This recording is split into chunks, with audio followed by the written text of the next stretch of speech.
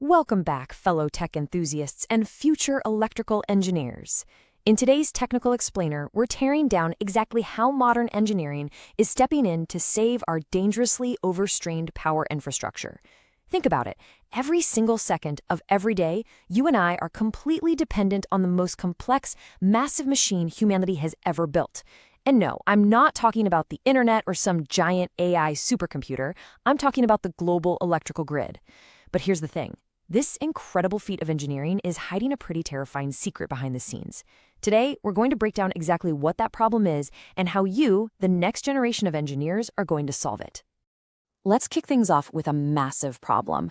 Our entire modern civilization is basically coasting on a one-way alternating current system designed over a century ago by Tesla and Edison for a completely different, much simpler world.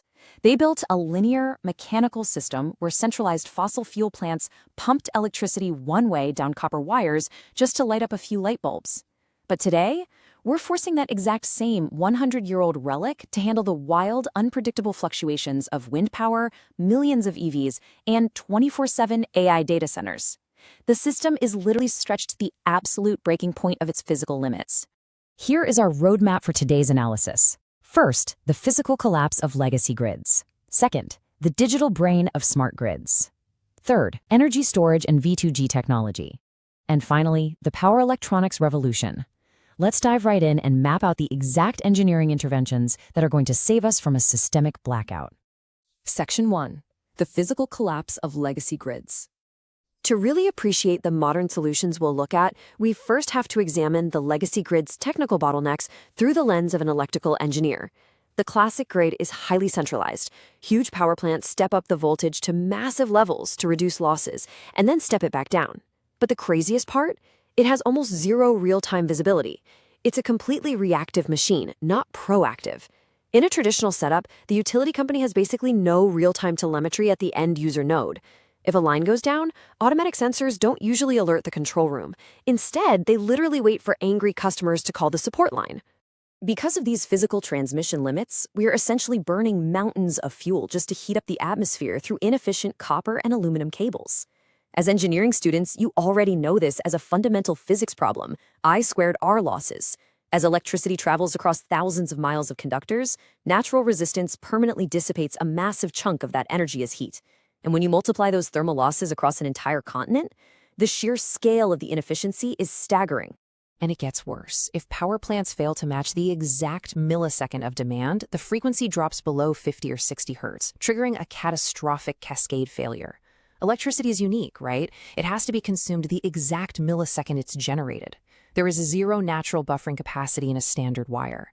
If everybody turns on their AC at 5 p.m. and generation doesn't instantly match it, circuit breakers trip to protect the hardware, and boom, entire regions go dark. Which brings us to Section 2, the digital brain of smart grids. This immense structural vulnerability is exactly why the engineering world is aggressively transitioning to smart grids. We are finally blending heavy-duty, high-voltage physics with high-speed digital computing, IoT nodes, and edge computing. We're taking a blind, mechanical machine and giving it eyes, ears, and a central nervous system.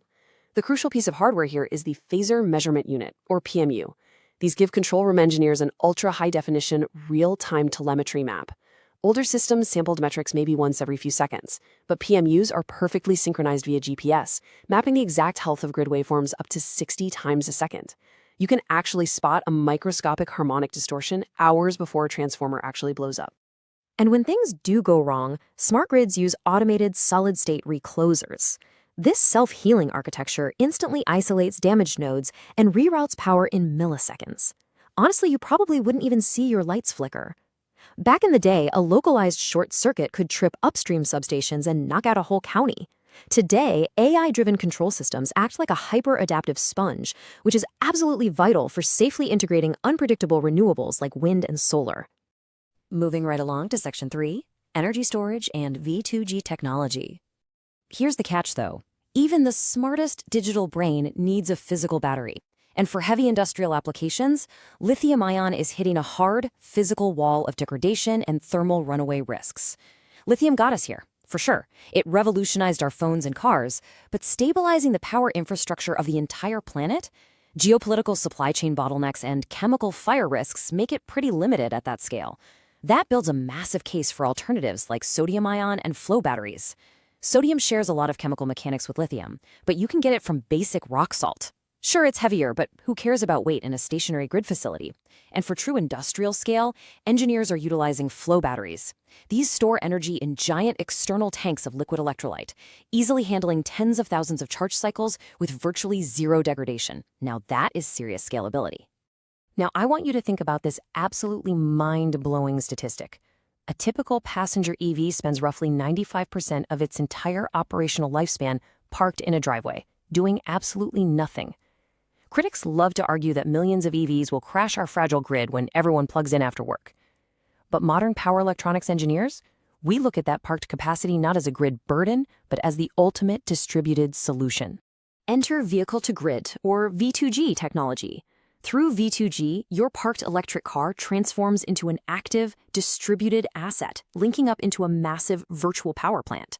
Think about it. Sitting in that parked car is a battery big enough to power a house for days. During the 5 p.m. peak, a bidirectional smart charger safely borrows a tiny fraction of that power to stabilize the local network. Then, overnight, when human demand plummets but the wind turbines are still spinning, it pumps that cheap, green electricity right back into your car. This brilliantly illustrates how V2G entirely eliminates the need for expensive, dirty fossil fuel peaker plants. By networking millions of EVs through software, we create this incredibly elegant, symbiotic relationship that naturally balances loads. That's a whole lot better than firing up a coal plant just to cover a 3-hour demand spike, right? It's engineering at its finest. All right, Section 4, the power electronics revolution. Finally, as tech enthusiasts and engineers, we have to get down to the physical silicon level. Software and battery chemistry are great, but managing extreme power flows, actually converting and switching these massive currents without melting our equipment, is the raw, hardcore domain of power electronics. And we are right in the middle of the most revolutionary material science shift in 50 years. Traditional elemental silicon fundamentally hits a physical limit under immense power. It overheats, leaks current, and basically self-destructs under modern megavoltages. That is exactly why engineers are unlocking synthetic crystalline structures like wide-band gap semiconductors. Because their electrons require a lot more energy to jump the conduction band, they can operate flawlessly under intense stress. Thanks to their unique atomic structure, a silicon carbide transistor can withstand electrical voltages and temperatures that are orders of magnitude higher than old-school silicon. And the best part? They are physically way smaller. They allow smart grid transformers and EV inverters to operate at extreme frequencies with a remarkably tiny footprint.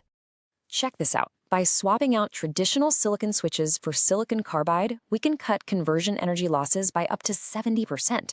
That instantly adds range to an EV without adding a single ounce of heavy battery weight, simply because the inverter isn't wasting energy as heat. It's a silent hardware revolution optimizing literally every electronic device on Earth. It is absolutely crucial to realize that none of our flashy generative AI or digital innovations survive without the hyper-efficient, secure infrastructure that you engineers are building. Upgrading from a fragile, blind grid to an intelligent, self-healing ecosystem is one of the greatest undertakings in human history. Without this physical backbone, our entire digital world instantly goes dark. We've covered a ton of ground today, from the physics of legacy grids to the atomic structure of next-gen semiconductors. You are the ones who are going to drive this transformation forward. So what area of power electronics excites you the most? Will your future EV help stabilize your neighborhood, or are you still a bit worried about battery wear? Drop your technical insights in the comments below. Keep questioning the status quo and keep building the future until our next explainer.